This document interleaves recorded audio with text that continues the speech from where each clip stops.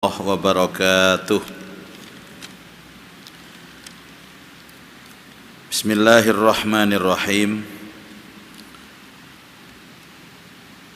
Alhamdulillahi rabbil alamin. Wassalatu wassalamu ala ashrafil mursalin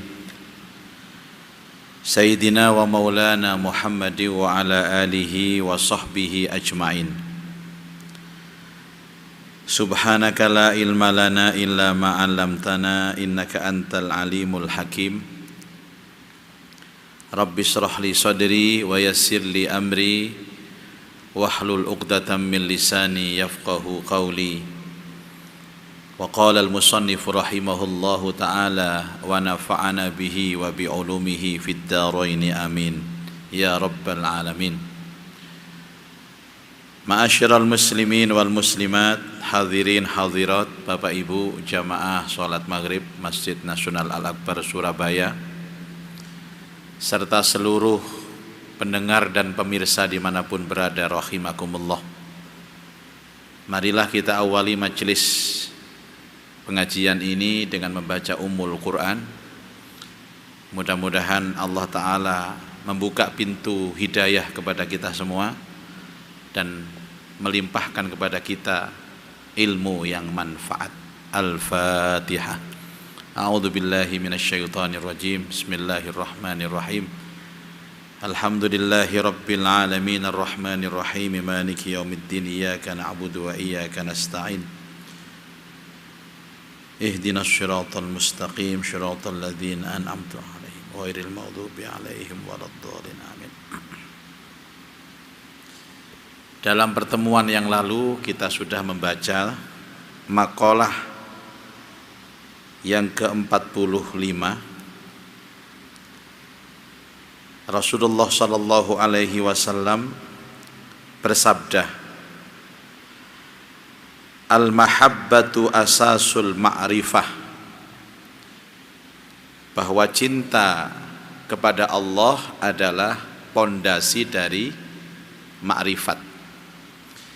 Ini sudah kita jelaskan, tidak mungkin ada orang ma'rifat tanpa mencintai Allah.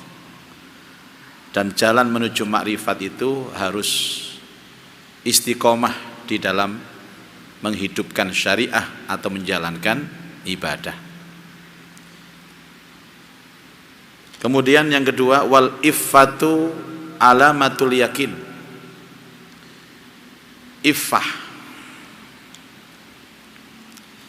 Iffah itu adalah menjaga harga diri atau mencegah dirinya untuk meminta-minta kepada orang.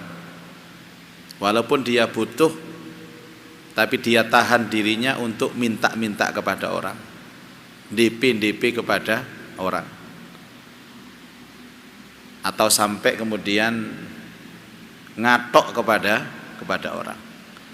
Iffah ini alamatul yakin, tandanya punya keyakinan. Jadi orang itu yang hidupnya tendensi dengan manusia itu artinya orang yang di dalam hatinya tidak punya keyakinan. Dan tanda-tanda keyakinan itu adalah iffah. Iffah itu mencegah diri untuk meminta kepada makhluk. Masih aku gak duwe-duwe, gak njaluk-njaluk nang wong. Aku milih posoy. Enten tiyang ngoten niku Pak saniki. Insyaallah sing ndugi niki nggih sedaya nggih. Mugi-mugi mawon. Nah, sekarang kita melanjutkan. Jadi membangun keyakinan bahwa yang memberikan saya rizki adalah Allah. Saya bekerja ini hanya menjalankan perintah Allah. Saya bekerja ini untuk ibadah. Rizki saya telah dijamin oleh Allah. Itu namanya iffah. Banyak kan orang ini Pak, sama-sama bekerja. Dia bekerja memang untuk mencari uang. Tapi ada orang bekerja itu memang untuk menjalankan perintah. Dia yakin jangankan manusia yang berakal, hewan pun dalam jaminan rizki Allah. Wa ma min dabbatin fil ardi illa 'alallahi rizquha. Panjenengan ningali teng ngajeng niki Pak, enten bayu niki nggih, ada air ini. Air ini kan disiapkan untuk saya. Tapi ini akan menjadi rizki saya kalau saya minum. Kadang-kadang saya lupa meminumnya, diminum jamaah, berarti rizkinya jamaah. Nah mumpung gurung, kula ombe dhisik niki. Bismillahirrahmanirrahim. Monggo bapak-bapak bisa diminum. Tadi yang mungkin belum sempat takjil buka puasa, monggo. Bismillahirrahmanirrahim.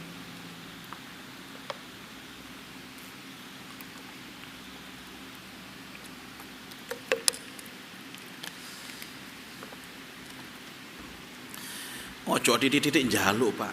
Butung ini njaluk rono, ini njaluk rono. Beda loh Pak, jenengan njaluk kali dikei ini beda loh nggih. Nek njaluk niku asor, nek dikei terhormat. Wis jangan dikei mawon nggih, gak usah njaluk. Lah kapan ya itu? Ya mbok karo.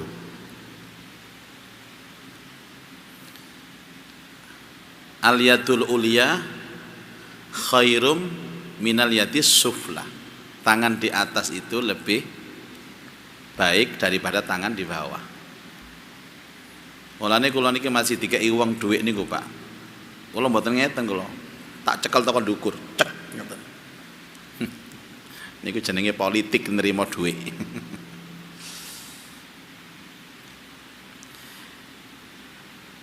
Yang ketiga, wara'sul yaqin. Wara'sul yakin, inti keyakinan itu at-taqwa, yakni takwa. Apa asli yakin? Aslul yakin imtithalu amrillah, menjalankan perintah Allah, wajtinabu nahihi, dan menjauhi larangan Allah. Bapak Ibu, yang merintahkan kita itu Allah nggih. Salat yang merintahkan Allah. Tapi panjenengan kan mboten nate mirsani yang merintahkan. Pernah melihat Allah? Atau pernah mendengar suaranya Allah kalau Allah itu merintahkan kita salat? Kan mboten nate sampean. Melihat Allah juga enggak pernah, mendengar suara Allah juga enggak pernah, berdialog langsung dengan Allah juga enggak pernah. Tapi panjenengan purun mau melakukan sholat. Inilah aslinya yakin itu di situ Bapak Ibu. Maka angger panjenengan gelem sholat atau menjalankan perintah, itu di hati kita ada keyakinan sudah, bahwa kita diperintahkan oleh zat yang tidak pernah kita bisa melihatnya, mendengar suaranya, bertatap muka, bahkan berdialog dengannya, tapi kita mau menjalankan perintahnya. Itu namanya ra'sul yakin. Enten apa boten? Orang yang Islam tapi nggak sholat ada. Berarti kan Islam tapi nggak yakin dengan Islamnya. Terus misalnya berzina itu dilarang Allah. Panjenengan walaupun tidak ada orang yang melihat, di sebuah kamar yang tertutup rapat berduaan dengan seorang perempuan, panjenengan rela untuk meninggalkan dia karena yakin. Itu namanya ra'sul yakin. Banyak cerita-cerita Bapak Ibu, ada orang ini yang pada saat sepi dia justru lebih takut kepada Allah daripada dalam keadaan ramai. Padahal nek kula panjenengan justru nek rame niku sok-sok dadi wong apik. Ngene mboten? Nek didelok wong akeh niku lho Pak. Waduh, tampilane luar biasa. Apa maneh disorot kamera ngeten niku, jos panjang. Tapi nang mburi wis gak karu-karuan. Gak karu-karuan. Nanti ada satu tingkatan ibadah Bapak Ibu, ya. Nanti di dalam makalah berikutnya dijelaskan bahwa orang yang sudah tingkatan cinta kepada Allah itu justru tidak ingin setiap amal perbuatannya disaksikan dan dilihat orang. Seorang ulama-ulama yang memang hatinya punya cinta kepada Allah itu lebih suka mengajar yang sekiranya orang nggak banyak melihat. Ya murid-muridnya paling orang 20, orang 30, tapi istiqomah. Bukan muridnya banyak, tapi justru malah dibuat komoditi untuk hal-hal yang sifatnya maksiat kepada Allah. Itu namanya prinsip yakin. Kemudian yang terakhir, warridho bitakdirillahi, warridho bitakdirillahi, dan ridho dengan ketetapan Allah. Apa yang dimaksud ridho? Wahwa, adapun ridho iku sururul qalbi, bungayati, gembiranya hati, bima dengan apa-apa, qaddaro yang telah mengukur, mentakdirkan, hu pada ma, siapa Allahu Ta'ala alaihi, atasnya. Jadi yang disebut ridho itu adalah bahagianya hati dengan semua ketetapan Allah. Jadi orang yang hatinya ridho itu adalah orang yang tidak pernah merasakan bahwa ini keburukan dari Allah, semuanya baik. Itu namanya ridho. Jadi orang ridho itu tidak ada terucap di lisannya itu kata-kata sambatan, Pak. Itu namanya makrifat kepada Allah. Orang yang ridho itu adalah orang yang makrifat. Minal murri, apakah ketetapan itu pahit? Wal khulwi, ataupun manis. Wabima qadahu, wabima, dan dengan apa-apa qadahu yang Allah telah menetapkan, hu pada ma. Banyak di antara kita ini yang bisa menerima ketetapan Allah sing enak-enak.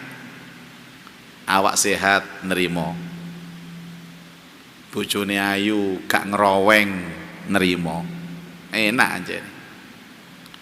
Duwe kanca kok senengane neraktir mangan nerimo, kerjaan lancar-lancar saja, proyek lancar-lancar saja. Niku namanya apa, Pak Bu? Itu namanya qaddarallahu alaihi minal khulwi, yang manis-manis.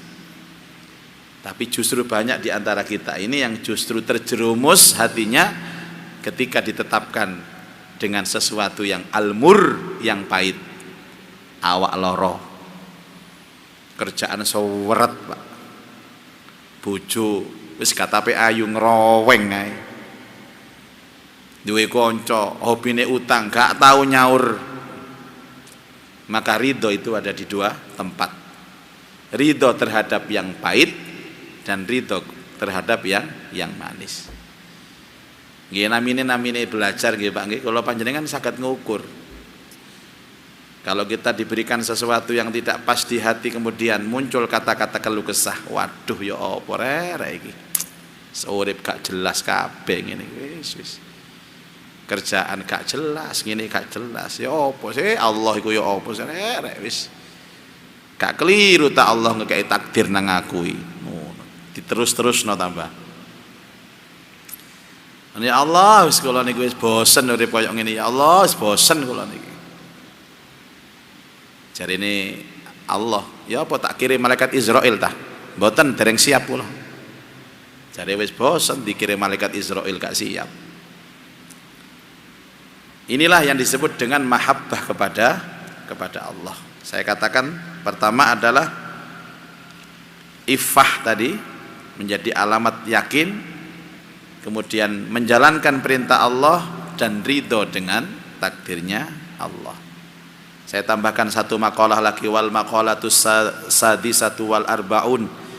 Adapun makalah yang ke-46, an Sufyan ibni Uyainah radhiyallahu an, dari Sufyan bin Uyainah, semoga Allah ridho kepadanya. Qala, dia berkata, man ahabballaha ahabba man ahabbahullahu ta'ala. Man ahabballah, barang siapa yang cinta kepada Allah, ahabba, maka dia cinta, man ahabbahullahu ta'ala, dengan orang yang dicintai Allah. Satu Pak, barang siapa yang mengaku cinta kepada Allah, maka dia cinta kepada orang yang dicintai Allah. Siapa itu? Minal ulama, orang-orang yang alim, wassolihin, dan orang-orang soleh. Kalau orang itu cinta kepada Allah, maka dia cinta kepada orang yang dicintai Allah. Bergaul dengan ulama, bergaul dengan orang-orang soleh, niku tandanya dia cinta kepada Allah. Jadi untuk membuktikan bahwa kita cinta kepada Allah, cinta kepada orang yang dicintai Allah. Kan tahu Pak, ya apa caranya ngerti orang yang dicintai Allah itu seperti apa? Ya satu, orang yang sering berada di tempat di mana Allah ridho dengan tempat itu, di masjid, majelis taklim, ya. Kemudian di tempat-tempat orang-orang beribadah, itu adalah orang-orang yang dicintai Allah. Tidak mungkin orang itu yang dicintai Allah berada di tempat Allah yang enggak ridho,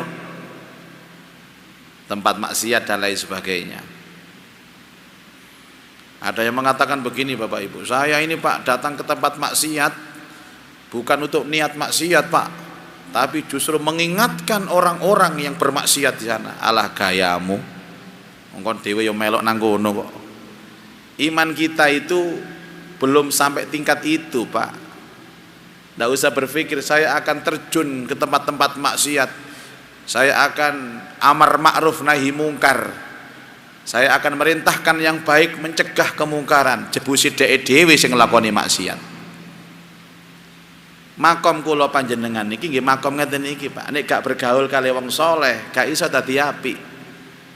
Mungkin ada sebagian kita itu yang imannya kuat sehingga mereka bergaul dengan siapapun, bah dengan orang yang ahli maksiat maupun orang-orang yang bejat sekalipun, imannya tahan. Nah ini kalau panjenengan gak iso Pak. Kadang-kadang gatel titik ya digaruk sampean ini. Angel. Makanya tanda cinta kepada Allah, mencintai orang yang dicintai Allah. Waman ahabba, dan barang siapa yang cinta, man ahabbahullahu ta'ala, kepada orang yang dicintai Allah. Bagaimana cirinya orang yang mencintai orang yang dicintai Allah? Ahabba, maka dia cinta, ma ahabba fillahi ta'ala, apa-apa yang dicintai Allah. Jadi satu tadi mencintai orang yang dicintai Allah, yang kedua mencintai yang dicintai Allah. Apa itu? Minal a'malis sholihat, dari amal-amal soleh. Jadi ada seorang pencuri Bapak Ibu, ada seorang pencuri, mencuri dia, kemudian dia berhasil. Jadi dia maksiat tapi berhasil. Terus dia bilang pada kawan-kawannya, coba lihat, hari ini hasil curianku banyak dan aku aman, tidak ditangkap polisi, tidak dikejar-kejar massa. Aku mau kata nyolong, maca bismillahirrahmanirrahim, tak tambahi hasbunallah wa ni'mal wakil, makanya aku selamat. Ini menunjukkan bahwa aku dicintai Allah, buktinya aku diselamatkan Allah. Laras nama mboten ngoten niku Pak, bahwa dia keluar dari protap ini Pak. Tidak ada sesuatu yang dicintai Allah selain amal soleh. Dia ngomong nyolong dari cintai Allah, nggak ada Pak. Maaf ya Pak ya, ngapunten. Apakah betul orang sehat itu tanda dia dicintai Allah? Belum tentu. Apa betul orang yang panjang umur itu adalah tanda dicintai Allah? Belum tentu. Apa betul yang setiap dia berdoa kemudian diijabah doanya sama Allah itu dicintai Allah? Belum tentu. Yang pasti dicintai Allah adalah orang yang melakukan amal soleh, itu dicintai Allah. Ya semua amal soleh napa mawon itu dicintai Allah. bukan keadaan kita ini, Pak. Makanya banyak orang-orang yang soleh sesungguhnya tapi kehidupannya kelihatannya nggak enak. Itu ujian. Dan orang-orang yang tidak pernah beramal soleh malah kehidupannya enak, itu istidraj. Yang pasti Bapak Ibu, nek jenengan sholat dicintai Allah, puasa sunnah seperti hari ini dicintai Allah, sedekah dicintai Allah. Jadi cinta Allah itu berada di mana? Berada di tempat-tempat di mana kita melakukan amal soleh. Bukan keadaan kita sehat, keadaan kita kaya. Sehat itu fitnah Bapak Ibu, ujian. Kaya itu ujian, pinter itu ujian. Tapi kalau sudah mau sholat, itu pasti dicintai Allah. Mau beramal soleh, pasti dicintai Allah. Mau ibadah, pasti dicintai Allah.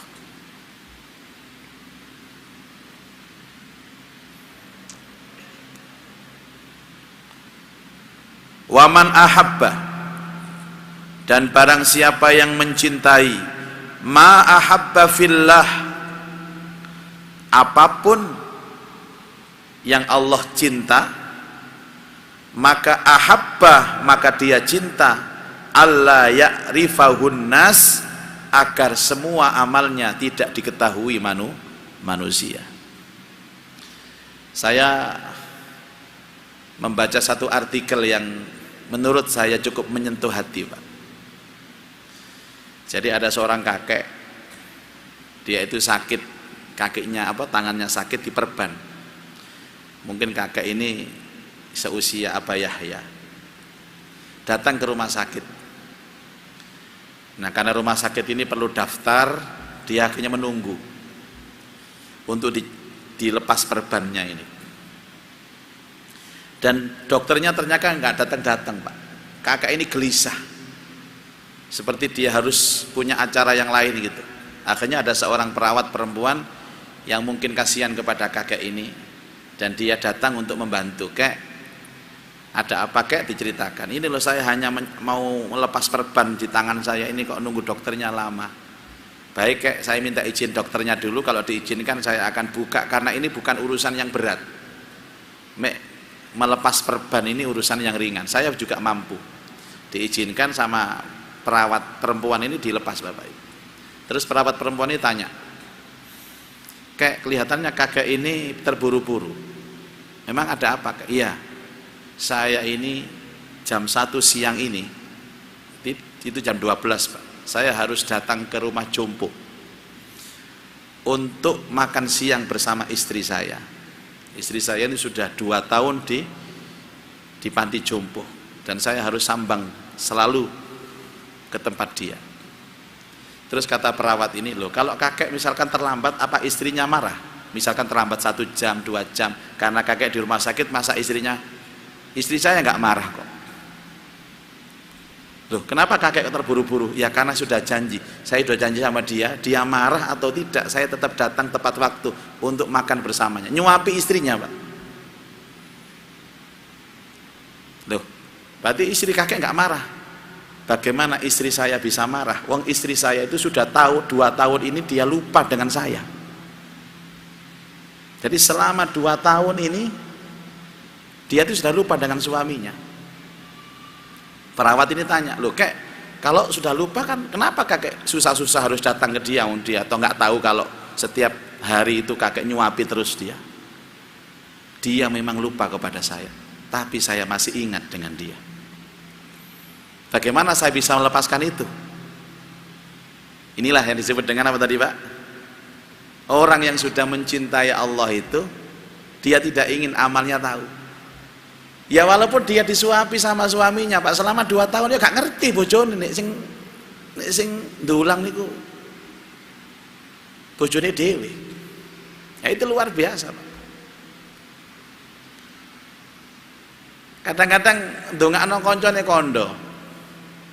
Aku mambingi tahajud ndongakno kondo ya, tak dongakno kon niku. Mulane kon matur suwun nang aku, tak dongakno ben dalu. Wong ndongakno tok lho kondo kancane. Bisa enggak kita itu hidup bukan karena orang lagi, Bapak Ibu? Apa enggak capek?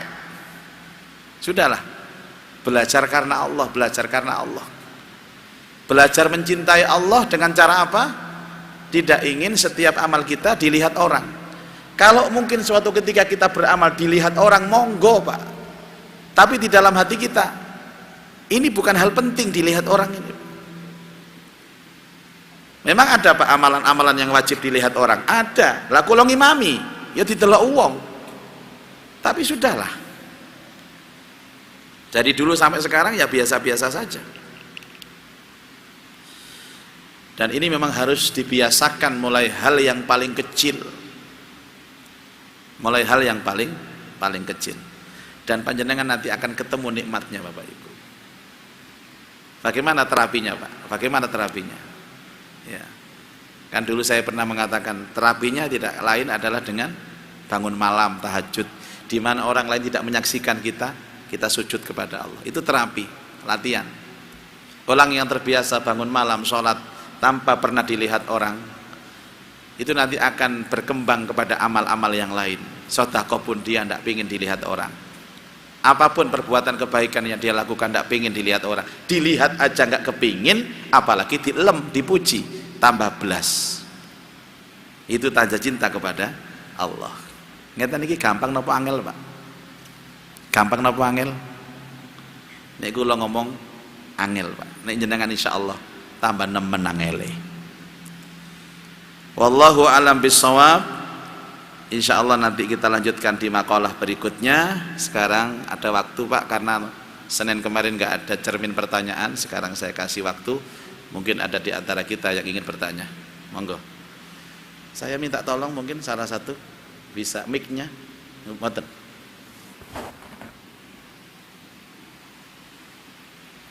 Niki. Monggo. Yang bertanya monggo.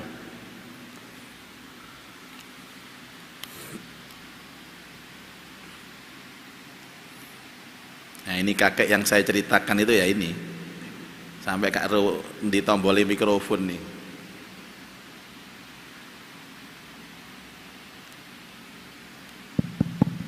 Assalamualaikum warahmatullahi wabarakatuh. Assalamualaikum warahmatullahi wabarakatuh. Maaf Yai. Nggih. Minggu yang lalu sambungannya sekarang ini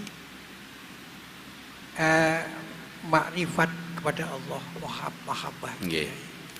Ada 3 syarat, yaitu harus sesuai syariat, ilmu yang manfaat, dan mampu menjaga diri. Apakah ini sudah mampu menjaga diri? Itu yang 3. Jadi syariat, ilmu yang manfaat, dan mampu menjaga diri. Apakah ini sudah masuk pada tataran takwa ya? Mohon maaf, terima kasih. Ya, menjaga diri itu kan iffah namanya Pak. Jadi iffah itu orang yang punya harga diri, orang yang tidak suka meminta-minta kepada orang lain, orang yang mencukupi hanya Allah sebagai penolongku. Kalau dia ada kegiatan atau aktivitas dengan orang lain itu sebatas muamalah, bukan karena saya butuh kepada kamu, bukan. Sebatas muamalah. Misalkan Bapak Ibu, saya mengajar ngaji di satu pesantren, di madrasah. Saya mengajar ini karena memang saya diberi amanah ilmu sama Allah dan wajib untuk mengajarkan ilmu saya. Tapi saya tidak menjadikan bahwa saya mengajar ini untuk memenuhi kebutuhan saya. Terus terkadang saya juga butuh sesuatu. Tadi saya sampaikan, orang minta sama orang dikasih itu kan beda Bapak Ibu. Orang minta sama orang dikasih itu beda. Suatu ketika ada orang datang kepada saya di saat Covid dulu Pak, di mana orang banyak di PHK, kerjaan-kerjaan banyak yang morat-marit. Itu ada orang datang kepada saya.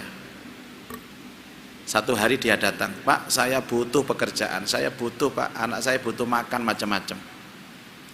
Orang seperti ini ya, menurut keterangan ini ya bukan iffah. Walaupun benar-benar butuh dan waktu itu ya saya kasih pekerjaan. Sudah. Terus besoknya datang lagi Pak orang itu. Orang ini datang, dia nggak ngomong apa-apa, tahu-tahu rumput-rumput yang depan rumah itu dibersihkan, Dia hanya bilang kepada saya, mohon izin Bapak, saya mau bersihkan rumput di depan rumah, boleh tidak? Oh silahkan. Lepas daripada niatnya nanti dapat upah dari saya, tapi tidak menunjukkan bahwa dia itu butuh apa. Boleh saya Pak? Itu saya lihat motor Bapak itu kotor, boleh saya cuci Pak? Ini kan bahasa-bahasa orang yang mengerti. Akhirnya yo njaluk duit, cuman yo gak nemen-nemen ngoten lho. Jadi ada orang itu yang benar-benar menjaga dirinya Pak. Orang lain ketika ada gonjang-ganjing politik itu sama merapat ke sana, merapat ke sana, merapat ke sana supaya dapat kedudukan, supaya dapat job, supaya dapat tender, supaya dapat bagi hasilnya. Dia tetap istiqomah. Enggak. Saya tetap di sini. Lah orang yang seperti itu saya yakin orang yang punya keyakinan kepada Allah. Lah orang yang punya keyakinan itu pasti punya makrifat kepada Allah. Bapak Ibu, ada enggak di dalam Asmaul Husna itu sifat Ar-Razzaq? Ada enggak? Ada kan? Apa artinya? Yang sangat atau maha memberi rizki. Tapi ada orang khawatir dengan sifat ini. Berarti kan dia belum kenal sama Allah. Kalau kenal kan tahu, pasti aku dikasih Allah rizki. Pasti aku dikasih. Itu namanya iffah. Dan itu pintu makrifat. Lah bagaimana mungkin kita ini, misalkan Allah Maha Alim. Ya alim kan ada. Artinya Allah yang memberikan kita ilmu, Allah yang mengerti semua keadaan hidup ini. Jadi tidak ada yang satu pun yang terlepas dari pantauan pengetahuan. Kita yakin. Sehingga kita ini selalu yakin, saya ini dipantau Allah, saya diketahui Allah, saya disaksikan Allah. Itu namanya iffah. Sehingga saya tidak butuh pantauan yang lain kecuali pantauannya Allah. Pendek kata Bapak Ibu, orang yang punya sifat iffah ini memang orang yang memang makrifat kepada Allah. Dia jaga dirinya dari kepentingan kepada makhluk, dia hanya punya kepentingan kepada Allah. Saya berharap mudah-mudahan kalimat-kalimat ini bisa dimengerti dan diamalkan Bapak Ibu. Karena saya juga masih belajar untuk bisa menyempurnakan hidup ini lebih baik lagi. Kadang-kadang awak dhewe niki wong lanang nyambut gawe kok istrinya itu malas-malasan di rumah ngono wis ngamuk. Kon lapo ae nang omah iku mau sedina. Tak delok kok nyantai tok kon. Nyekel HP, WA-WAan tok ae. Padahal bojone sedina umba-umba, ngepel, masak, nyetrika. Sing lanang mentang-mentang sok-sokan nyambut gawe nang jaba. Padahal tidak, Pak. Ya kita ini kan berpikir begini, kita ini punya istri yang mau nerima uang dari kita itu untung-untungan loh Pak. Coba sama duwe bojo, tapi bojo sampean gak gelem nerima duit toko sampean. Apa gak sumpek sampean? Makanya saya Pak membiasakan, kula lho nggih, ngelatih. Nek maringi buwik nang wong wedok, mi iki lho duit rezeki sampean gawe blonjo. Dia sebelum terima kasih tak disi, suwun ya mi, sampean sik gelem nerima duit toko aku. Napa iku Pak? Sama kan delomong napa man? Nggih diterapaken. Kalau tidak istri mau nerima uang dari saya, tidak manfaat ini uang saya Bapak Ibu. Saya berharap itu adalah pintu belajar untuk loh untuk makrifat. Gak semuanya orang itu supaya kita terima kasih. Saya setiap diundang siapapun Pak, diundang pengajian, pertama kali yang saya ucapkan kepada yang mengundang itu apa? Saya ucapkan terima kasih kepada Bapak Yahya yang berkenan mengundang saya. Padahal sing secara syariat yang seharusnya berterima kasih itu siapa? Tuan rumah. Saya mau datang. Bapak Ibu, kalau ada orang yang sering diucapkan terima kasih dari orang lain, itu menjadikan dirinya takabur loh Pak. Tapi kita balik, sekarang kita lah yang sering-sering mengucapkan terima kasih. Saya kalau ngaji di rumah ada pengajian rutin seperti ini, terima kasih ya kepada jamaah semua yang telah ikhlas datang mengikuti pengajian saya. Walaupun panjenengan juga berterima kasih kepada saya juga membalas berterima kasih. Tapi dalam efek pembentukan hati ke arah makrifat Pak, lebih baik panjenengan sing matur suwun daripada didisi uang ngomong matur suwun. Suami tadi loh Pak, kan istrinya terima kasih papa, terima kasih papa. Tiap hari yang mengucapkan terima kasih bojo sampean, yang untung bojo sampean Pak. Dia punya rasa syukur kepada Allah, semakin dekat dengan makrifat. Lah kita yang diucapkan terima kasih itu mesti tambah jumowo Pak, biasa ngoten loh. Biasai loh, tapi sing teko iki enggak biasai. Terima kasih ya papa telah mencarikan uang buat mama sehingga mama bisa beli baju, mama bisa skincare macam-macam. Ya jelas lah wong papa kok. Loh ngono jebuse. Nek jariku loh Pak, sebelum orang lain mengucapkan terima kasih kepada kita, kita dului untuk mengucapkan terima kasih. Itu namanya iffah tadi. Punya harga diri. Sama dengan orang minta maaf Pak. Walaupun ini sama-sama ada masalah, tapi tidak ada yang paling baik menurut Allah kecuali orang yang pertama kali minta maaf. Nek iso ampun didisiki wong liya njaluk sepura teng sampean, saya mah njaluk sepura dhisik teng wong liya.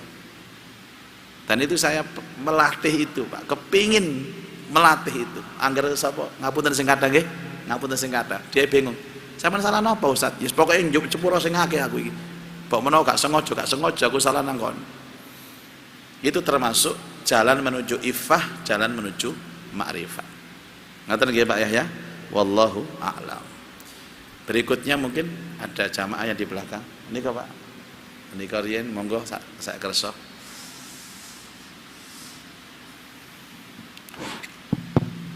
Assalamualaikum warahmatullahi wabarakatuh. Assalamualaikum warahmatullahi wabarakatuh. Gini, jadi masalah iffah ini kan pada kondisi saat ini Pak, kelihatannya dan khususnya yang mungkin ya maaf saya bukan pada diri saya sendiri. Saya untuk bisa bekerja katakanlah. Lagi cedek mriki Pak nggih. Saya bisa untuk bisa bekerja katakanlah. Saya kadang-kadang istilah sekarang tuh harus ikut Kadang-kadang napa? Harus ikut arus. Ikut arus. Arus Nggih. ya, arusnya itu arus yang jelas istilah tidak ya tidak Allah tidak ridho katanya. Tidak Itu baik. Tidak baik. Nggih. Ya. Kondisi seperti ini bagaimana? Sedangkan kalau saya tidak bisa ke situ, saya nggak ada pekerjaan. Nggih. Itu bagaimana Ustaz? Nggih. Itu nggih. Terima kasih. Sampun. Mungkin ada hal yang Nggih. nanti. Terima kasih Bapak Ustaz. Terima kasih. Assalamualaikum warahmatullahi wabarakatuh. Assalamualaikum warahmatullahi wabarakatuh. Bapak Ibu, hidup ini kan pilihan ya Pak ya. Dan yang bisa memilih itu adalah akal kita ini. Dan untuk bisa memilih, akal kita dibekali ilmu. Ngene iki lho pentingnya ilmu. Orang yang tidak punya ilmu Pak, niku milih urip sembrono wis digasaki kabeh, wis dilak pokoke napa jenenge wis dilanggar kabeh, wis gak peduli wis. Tapi bagi yang punya ilmu nggih selektif Pak. Selektif. Saya ndak kuat ya Pak, saya kalau ndak begini ndak punya pekerjaan. Mboten Pak. Kula yakin mboten. Dunia ini luar biasa Pak. Ada satu ayat, inna ardi wasi'ah, sesungguhnya bumiku luas. Bumiku luas. Kalau Allah bilang lapangan kerjaku juga luas. Jadi tidak ada alasan bagi kita itu untuk memilih jalan yang maksiat. Mboten. Hanya karena mengikuti arus, kalau tidak begini saya tidak bisa kerja. Tuh, saya pun juga punya pilihan kok Pak. Punya pilihan kok. Saya berkali-kali ditawarkan pekerjaan ini. Saya ini yakin nggak baik untuk saya, nggak baik untuk keluarga saya, nggak baik untuk agama saya. Saya tinggalkan Pak. Dan saya yakin kalau ngaji ya, saya yakin diganti sama Allah. Barusan kasus ini ada seorang murid saya perempuan Pak. Dia di perusahaan asing. Dia lulusan ITB kan. S2 ITB. Ininya otaknya encer Pak. Dia kerja di perusahaan asing di posisi yang luar biasa terhormatnya dengan bayaran yang nggak kaleng-kaleng Pak bayarannya. Terus suatu ketika dalam perjalanan ada peraturan dia harus lepas kudung, lepas jilbab, bahkan harus berpakaian yang ketat karena ada kebutuhan pekerjaan. Telepon ke saya, gimana Ustadz? Saya kalau tidak begini dipecat saya. Oke, keluar saja dari perusahaan itu. Loh saya nganggur Ustaz, saya tidak mungkin dapat pekerjaan yang sebaik ini. Iku lak jari kon lah. Coba lihat ayatnya ya, An-Nisa ayat 100. Siapa yang mau berubah keluar dari maksiat ke jalan Allah, itu Allah jamin semua rizkinya. Sudah terserah, kamu minta nasihat kepada saya kasih nasihat. Keluar dari pekerjaan kamu. Keluar Bapak Ibu. Saulan nganggur. Dia sempat ngontak saya. Gimana katanya Ustaz dapat ganti pekerjaan? Jari hatiku, waduh ya apa kira aku kadung ngomong metu. Ya sabar Mbak, sabar. Setelah hari ke-2 bulan dia nganggur Pak, dia direkrut oleh perusahaan, Masya Allah, yang jauh lebih banyak bayarannya, jauh lebih terhormat kedudukannya, dan dia bisa bebas untuk mengenakan busana muslimah atau berhijab. Itu janji Allah. Tapi masa transisi ini juga diuji sama Allah, nggih mboten langsung tak metu toko pabrik moro oleh penggawean lak sampean gak diuji lak kenaan sampean lah. Ya ditunggu dulu Bapak Ibu, sabar dulu. Dulu saya pernah bercerita tentang seorang majusi yang masuk Islam itu, yang dikucilkan sama keluarganya. Justru setelah dia masuk Islam tambah melarat Bapak Ibu. Setahun dia merasakan itu, kemelaratan itu. Tapi setahun berikutnya dia sabar, Allah angkat semuanya. Derajatnya Allah angkat. Dia kembalikan kekayaan dia jauh-jauh sebelum dia masuk Islam. Kekayaannya jauh lebih baik. Ini namanya hijrah Bapak Ibu. Dan tidak ada yang paling berat dalam hidup kecuali hijrah. Dari maksiat ke taat ini berat Pak. Dari yang haram ke yang halal ini berat Pak. Tapi beratnya itu akan dihargai sama Allah. Pontah. Kalau panjenengan punya komitmen tadi, ifah tadi Pak, insya Allah diganti sama Allah. Nggih kula ngomong ngeten iki kok nggih gampang. Ana sing batin iku yai ngomong gampang, prakteke angel nggih. Krana angel iki kula sampaiaken, Pak. Dan inilah janjinya Allah. Inilah janjinya Allah. Harus tahan, harus kuat. Ngoten nggih, Pak? Wallahu alam. Ngoten niku dibaringi tirakat, Pak, dibaringi mujahadah, ya poso, ya tang melek dalu. Lan kepengin apik gak gelem tirakat nggih angel, Bapak Ibu. Terserah sing kuat melek nggih melek, sing kuat poso-poso, sing kuat maca Quran sak khatam-khatame, sing maca Quran terserah, kuat kabeh tambah apik. Enten kan wong kuat kabeh yo, melek dalu kuat, poso kuat, maca Quran kuat, wiritan-wiritan ngeten kuat, ngaji kuat kabeh. Enek sing mboten kuat, kuat salat gak kuat poso gak kuat salat. Nah, sing nomor 3 niki Pak, ana sing gak kuat kabeh yo ono. Iki gak teko sing tak critakno iki. Salat gak kuat, poso gak kuat, ngaji Quran gak kuat. Kuwate situ tok Pak, turu ambek mangan tok iki. Ngene jare Kartolo angel ngene iki. Ngoten nggih? Wallahu a'lam bishawab. Nuwun pangapunten yang tadi mau tanya, waktunya sudah habis. Insyaallah kita akan bertemu dalam kesempatan pengajian berikutnya, dan mari kita berdoa. Allahumma anfa'na bima 'allamtana wa 'alimna ma yanfa'una wa zidna ilman nafi'ah. Allahumma rzuqna fahman nabiyyin wa hifdzal mursalin wa ilhamal malaikatil muqarrabin. Rabbana atina fid dunya hasanah wa fil akhirati hasanah wa qina adzabannar. Wa sallallahu ala sayyidina Muhammad wa alihi wa sahbihi ajma'in. Walhamdulillahi rabbil alamin. Subhanakallahumma wa bihamdika asyhadu an la ilaha illa anta astaghfiruka wa atubu ilaik. Assalamualaikum warahmatullahi wabarakatuh.